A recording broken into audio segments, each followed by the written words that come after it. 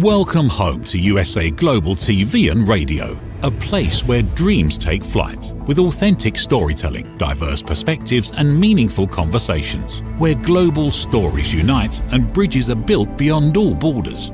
Discover world-class education, entertainment, hope and inspiration.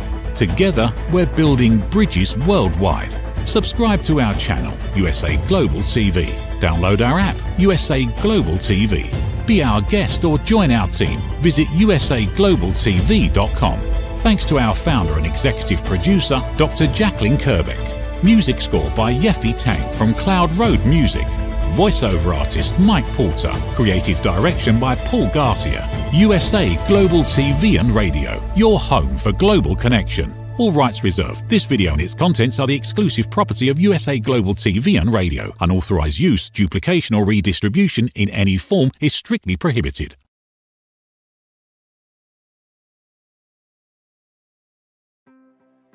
Welcome to Talking Heads on USA Global TV and Radio, where wisdom meets experience.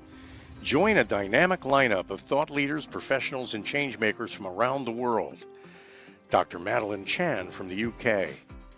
Mariska Dupreya from Australia, Red O'Loughlin from Texas, USA, Carolyn Heward from the UK, Zunette Lub from Cape Town, South Africa, as they share expert insights, personal journeys, and impactful strategies for success.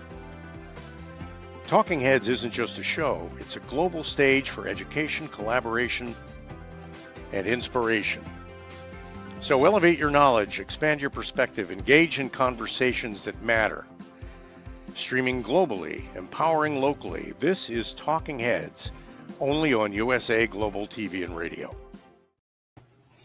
Howdy, Red O'Loughlin here. We're on Talking Heads on the USA Global TV and Radio Network.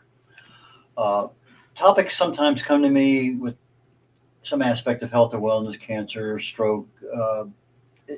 They just kind of flow in and out. But sometimes a topic comes in, goes out, comes in, goes out. And the topic I have today is on microplastics. And I talk about the invisible microplastic, invisible meaning they're so small we really can't see them, and the domino effect, because when you start a domino effect of something happening, it's almost impossible to stop it. But as the USA Global TV and Radio Network puts on every show, we're here for awareness, education, and at some point in time, maybe action on the behalf of the viewer. So let me go ahead and get started with my slideshow here. Let me load it up. So we're talking about the invisible microplastic domino effect. And I'm going to go into microplastics and nanoplastics, where they come from, what they do in the body, what health issues are, what options you have. So we've got to cover a fair amount of that today. Everything today is live streaming. We're on Amazon Fire, Zizzle TV, E360 TV, YouTube, Android and Apple TV, social media. I have 2 simulcasts going on my social media accounts and more. And again, for awareness and education. Next, let's see, here we go.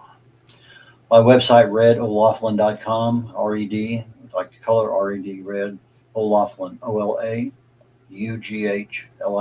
redolaughlin.com. You can find all my contact information there and my books everywhere that you need to buy them. I have a number of different sites that can be bought at. And my preferred, just send me an email. Give me a call on the phone. If you call me on the phone, leave a message. So those are the 2 things I ask. And we'll pop over to the next one. All the shows that I do and all the shows that are available on USA Global TV and Radio Network, the live streams are seen under the YouTube banner, under the YouTube tab of streams.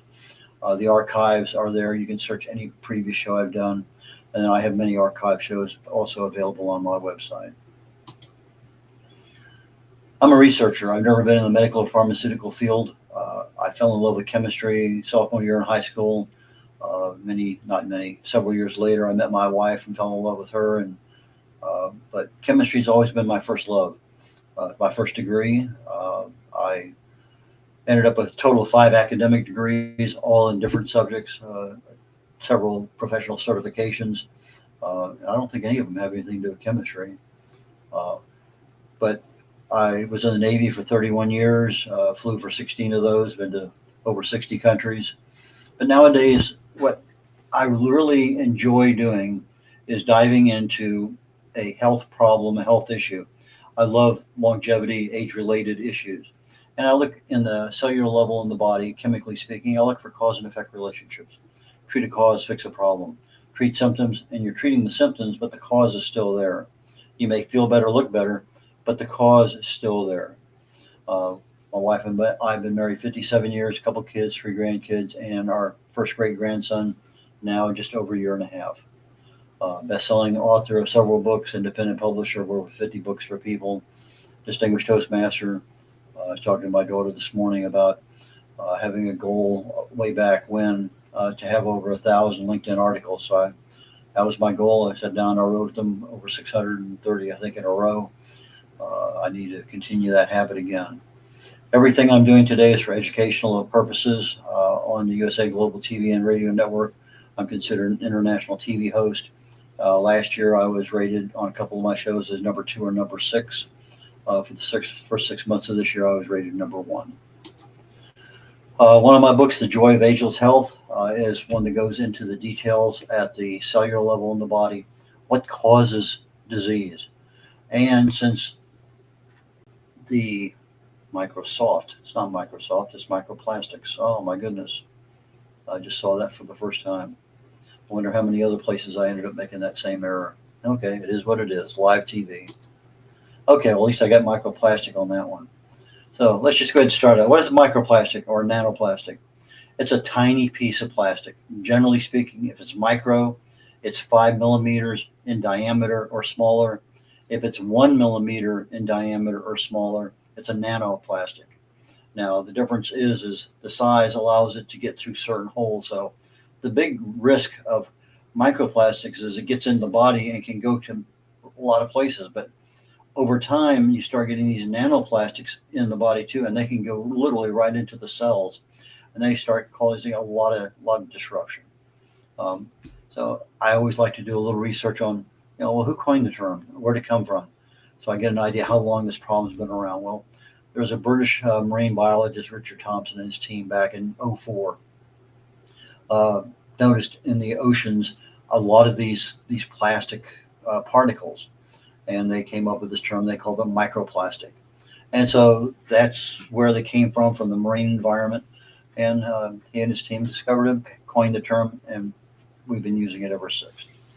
So from a microplastic pollution perspective, in 5 years ago, 4 years ago, 5 trillion plastic bags are being used annually. It's obviously a lot larger than 5 trillion nowadays. But we have over almost 400, actually 422 is what I have, but almost 425 million tons of plastics are produced annually. Almost half of them are used once, a single purpose, and throw away. In other words, I open my sandwich bag, put something in there, eat my lunch, open it up, throw the bag away, eat my sandwich. It's a one-use item only. I don't use that sandwich bag over and over and over again for the whole week. But every time I touch and play with that bag, I'm creating little bits of plastic that are flaking off. And for decades, for centuries, the oceans have been used as a dumping ground. And so whatever happens to end up in a lake or a river or whatever usually ends up in the ocean, or the waste water plants end up in the ocean. So we end up today with a lot of issues that we're seeing seafood and other animals that are polluted with things, not just plastics, but other things, mercury, for instance, and it becomes an issue for our health. I'm not talking today about pollution. I'm not going into any detail about that level. I'm not going into the environmental end of things. That's not my expertise. My expertise is in health and wellness in the human body. So what are your options? Well, the health-wise, you got a good side and a bad side. The bad side is we don't know what microplastics and nanoplastics are actually going to do inside the body. That's still being determined, but we know that they're building up. We can see them. There's a lot more in there now than there ever was. And we're seeing them cause increased problems with lung and respiratory issues, COPD, asthma, cardiovascular disease. Any kind of inflammation is ramped up a little bit. stroke, blood clots, neurological issues, a lot of neurological. I think in the last 8 years, they've seen 50% increase in microplastics detected in the brain, oxidation, reproductive issues, immune system issues, cancers, metabolic issues. In other words, the whole gambit of our health is at risk because these particles get into every single part of our body. And if we don't get rid of them, they stay there and cause a problem. I talked about the sandwich bag. I open it, I end up creating microplastics and nanoplastics because of the friction of that. If I close it, I have additional friction. I'm creating more. So yeah, I have some small ones, but I'm making more because they just flake off. We can't see them. The sandwich bags, if I freeze them, I microwave them. Every time I'm doing something with that plastic container, I'm doing something to create a microplastic or nanoplastic. So where's my biggest exposure? Well, if I grab my water bottle, that's probably the number one. In fact, in a bottle of this size, you're looking at about 250,000 particles of microplastics. 240,000, they say on the average, but 250,000. Depending on what I'm doing, I've seen some estimates for tea bags and things like that. Over 1 million microplastic particles can be created by the process of just normally using them. So I have indoor air that has microplastics all throughout the air. I have plastic bottles that I take and drink out of. I got food packaging materials that I open up and the package material is floating away. Most people have plastic water pipes, UPC, tires, clothing. Everywhere we look, we have some level of plastic being employed. And so you have different kinds of plastics, different sizes, just all sorts of issues with plastics. And the biggest issue with plastics, they don't degrade, they don't disappear. Bigger plastics become smaller plastics. So my microplastics become nanoplastics. And then that becomes a bigger issue because that nanoplastic particle, because it's so small, can pass right through the skin. We talk about nanoparticles primarily in cosmetics. You put on something and it just sucks right through the skin so fast, it's unreal. But once it gets inside the body, it just keeps going. That's what that domino effect is. It just starts and is never ending. We see the cosmetic industry. We know there are 1,200, 1,300 toxins that are not allowed to be used in Europe that the cosmetic industry, same exact product in the United States, uses them. You pull up the information sheet, label on the product. If it's made in Europe, it may have 6 or 7 ingredients on it. That exact same product, same company, same size, same everything, same packaging.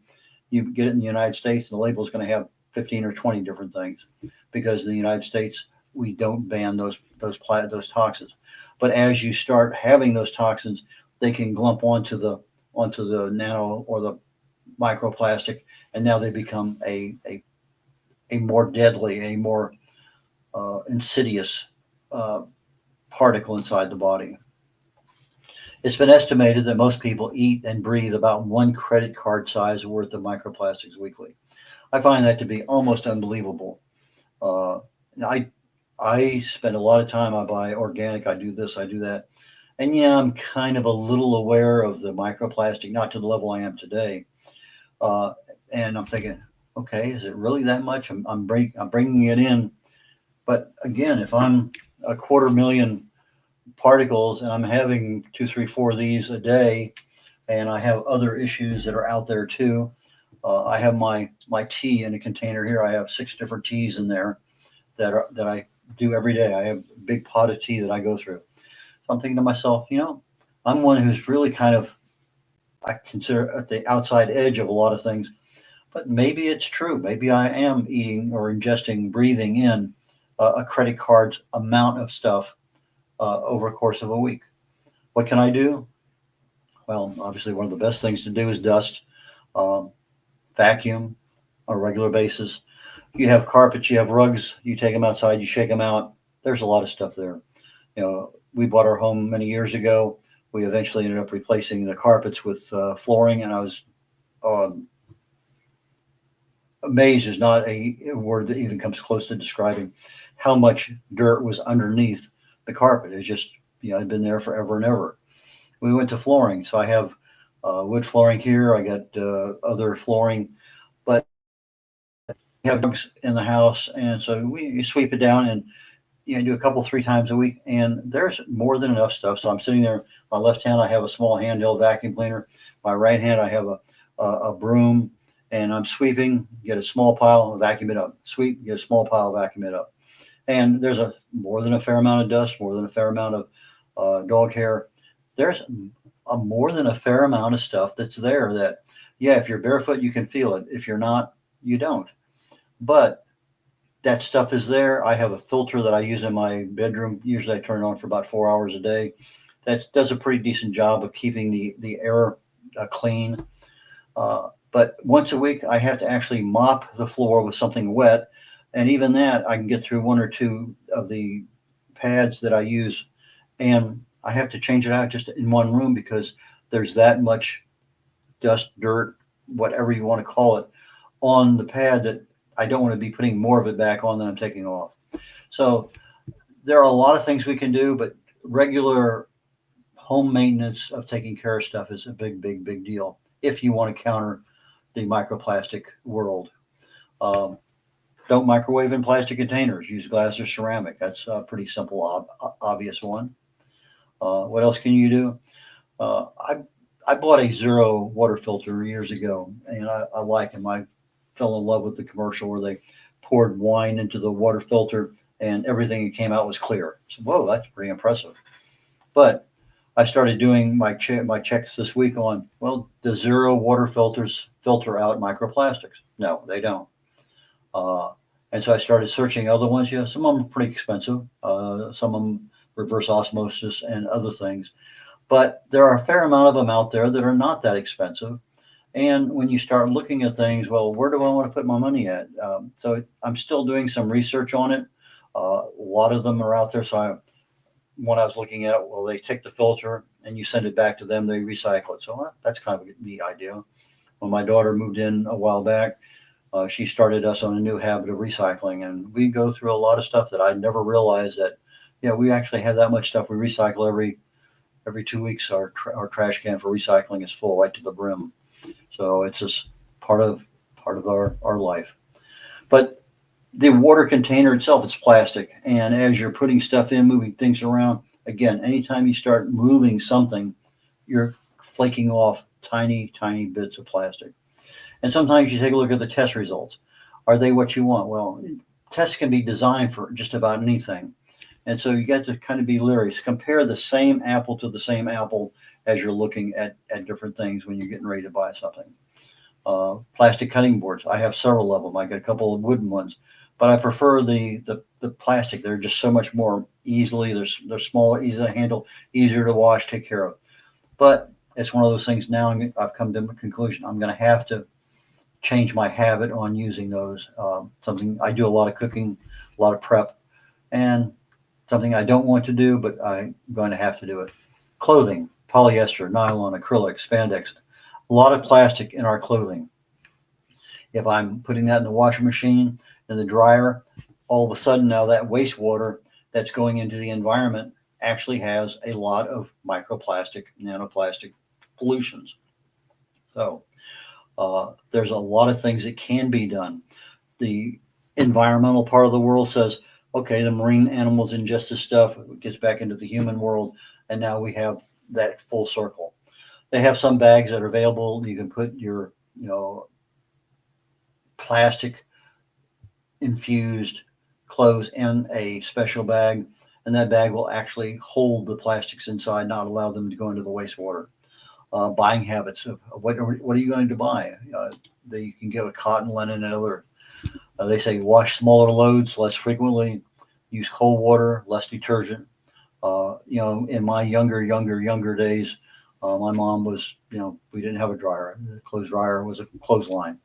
Nowadays we have dryers, and they actually have these things you can put in the dryer that as the plastics are heated up and thrown into the environment of the dryer, they actually reach out and grab a hold of the plastic and they're called Cora bowls or something like that, but they have filter bags and other things. I noticed in the process of preparing for um, the show today that I can put, maybe it cost me $150, a microplastic filter on my washing machine that the wastewater leaving to go out into the environment will actually be filtered out of a lot of that microplastic. So it's something I can do myself in my house to minimize an environmental issue. We're starting to see other countries mandate that on new, it's like 2030 and on, anything that has manufactured new washer or whatever will have these microplastic filters on them. But most of them can be backdated or upgraded. So it's something I'll look at. Is it worth $150 to me? Probably. Will I make it happen? I don't know. Just one of those things. But I need to find out, number one, can I do it? How much is it going to cost me? And then make a decision from there. But more than likely, if I had to report back in 6 months, I'd say, yeah, probably the first of the year, I'll probably have a filter on one. What do they do to you? We talked about a whole bunch of different diseases on the front end. Well, the part of the medical problem is there's no procedure to get rid of them. Basically, you have to let our bodies just get rid of themselves. So there's no recommended do this. Well, there kind of is. They say if you keep your gut healthy and you have a lot of different kinds of fiber, dietary fiber, they act as absorbents and they will actually take a lot of this microplastic and nanoplastic pollution that's accumulating in the gut as part of the normal digestive process of turning things around and glom onto it and then take it out of the body as you're going to the bathroom. Some of the nanoplastic, microplastic, because they can go through the skin as you sweat, you can get rid of some of them that way. But dietary fiber, anything that improves your gut health is of worth. I do more than a fair amount of fiber on a regular basis. And so maybe that's part of my salvation. I do 4 or 5 of these a day and I do my fiber every day. Well, maybe it's balancing it out a little bit. But probiotics, antioxidants, saunas, exercise, a lot of things, get things moving, get them out of the system. Biggest problem I see is mindset, awareness. We don't have awareness for what is it really doing to us. Until I did this particular slideshow, I didn't know. I mean, yeah, kind of knew. Yeah, I'm getting particles embedded in my liver and my kidneys and my lungs and everywhere else. But what's it doing? And again, it's a 20-year-old problem. Have we really reached a point where 20 years into smoking, people are realizing it's really a health hazard? I'm not seeing that as much, but in 20 years, it may become a major issue. So you have to ask yourself, what has plastic? What do you use? What can you avoid? What can you replace something with? Can I eliminate my plastic water bottles? Yeah. I also have plastic bottles for diet drinks and things like that. Maybe I need to convert over to cans. I bought some Liquid Death the other night, water, and it's in a can. So maybe I need to look at what other canned waters out there. If I buy a water filter that I use my tap water on, okay, fine. There may be 120 different kinds of pharmaceutical chemicals that are in the water. Are those pharmaceutical chemicals at that micro level also being removed by the water filter? I don't know. I need to find out. That's still part of my research. I haven't done that part yet. But I do need to do something with regard to this one, because 250,000 microplastic particles every time I down one, that's a lot. That's a big number. If I boil water, they're finding that the plastics have a tendency, because of the heat, they start clumping together. But how do I not ingest that clumping? So do I put that boiled water through another filter? Some unknowns. Now, water filters, Google your filter, find out what's there. The Water Quality Association, WQA.org, has a lot of stuff on there with regard to what is and isn't a good system to have. The standard specifically for microplastics is NSF 401. I've got a list of filters that I have printed out here that, okay, these pass that particular standard. Okay, so that's kind of my first list, but do they also filter out other things that I'm interested in? I got to do that research myself. So I've been aware of this for a while. I've just taken no action. Why am I getting concerned about it now? Well, I think the reason most people do. They get older and they're more concerned about their health. So why not? Uh, some foods have a much higher risk of microplastics than others. Seafood, rice, salt, tea bags, bottled water, honey, sugar, a lot of things there that you don't even think about having microplastics in, but because of the nature of the production, they do.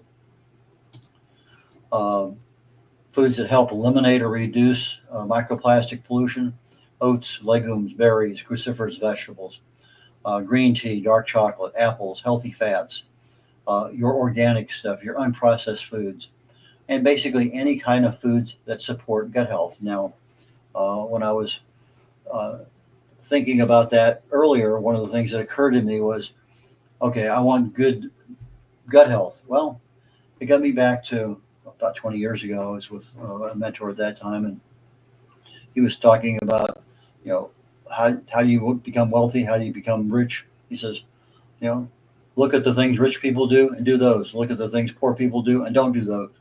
And so I kind of adopted that early in my health and wellness. I said, you want to be healthy? Look at the things healthy people do that. Look at the things unhealthy people do, don't do that. But the same thing applies. Even if I'm looking at a subset of whatever I have, I'm looking at gut health, heart health, brain health. What is good, but there's a lot of bad things that are out there too. So you have to do the good, but you have to stop doing the bad. So, but when I get down to the cellular level in the body, what's going on? The size determines a problem because the smaller it is, more places it can go, but the shape causes a problem. And so if I have a lot of sharp edges on something, now those sharp edges are just like little knives and they're at the cellular level, creating problems. Different kinds of plastics create problems on their own. Sometimes the plastics can adhere to toxins, and so now I not only have the plastic, but I have the toxin on that plastic material. A lot of issues are popping up now because of the interest of people wanting to know more. And just like any other aspect of our lives, one size does not fit all. So you give me one solution, stop drinking water out of bottles. Okay, that may fix that problem, but it doesn't fix all problems associated with it. So so when I have a lot of these microplastic and nanoplastic pollutants in my body, it activates essentially three different aspects of my life. Inflammation, which I don't want. That's basically the cause, the genesis of literally every disease we have. So at the DNA level, I start getting a lot of inflammation. I get mutations. If I don't have enough antioxidants to control that level, I don't have a strong enough immune system, that mutation is going to create a problem down the road. Well, part of that problem down the road is additional inflammation unchecked at the cellular level is going to result in oxidation. And that's where you start seeing your tumors starting to develop and other things out there that become a problem. So I go from an inflammatory condition, which has some level of control through your diet and stuff, your lifestyle practices. Now I start getting into an oxidative stress situation, which is really a much stronger force on the body from a negative perspective. And because I start seeing this happening inside the cell, because the nanoparticles can get in there, I'm starting to see some level of autophagy being brought on because the cell needs to clean itself. So now I'm starting to see mitochondrial dysfunction, a major problem we talked about in the last several weeks, dealing with aging. Apoptosis, the term they use for cellular death, but it's programmed cellular death, not ad hoc. So if I start having these nanoparticles in my cells, they're starting to disrupt my mitochondria. They're starting to cause DNA mutations. Then they're also starting to cause the cell to accelerate its death date. And now I start having cells that are killing themselves at an earlier time. Kidney and liver, they process so much stuff. They're the most at risk. Lung cells probably number 3. When I started looking at the brain specifically as an area of microplastics, one of the things that caught me by surprise was the fact that microplastics found in the brain are up about 50% just over the last 8 years. Pretty impressive number. We live in a world of plastics. It's nothing we can do about it. We have some level of control, and just like just about anything else out there, we have options for home testing, blood and urine. So I can get a kit for microplastics. I stick my finger, put the blood on there, send it to the lab. They got the advanced equipment to test everything. And so somewhere between $150 and $800, a lot of variables in there, but I can get a personal test on what is my body like today. Is that worth it to you? I don't know. It's not a lot of money, but it's certainly a significant amount. But it's something that's there. Now, if you start using that same thing, what about the commercial water treatment plants? Most of them are not treating that. But if you were to do testing on that, the price doubles or triples. It's just interesting. But typically we tend to go on the mantra, well, if I don't know about it, it's not going to hurt me. But how many people have you heard about that all of a sudden they find out they got 6 months to live because they have a tumor the size of a baseball? Never knew they had it. Well, they didn't know it is hurting them. So it's maybe something to be aware of. Maybe start taking that proactive action now to minimize something because you're aware of it. That, I think, is the first thing. Where do you stand on the level of this domino falling down? Can you get out ahead of it and stop it?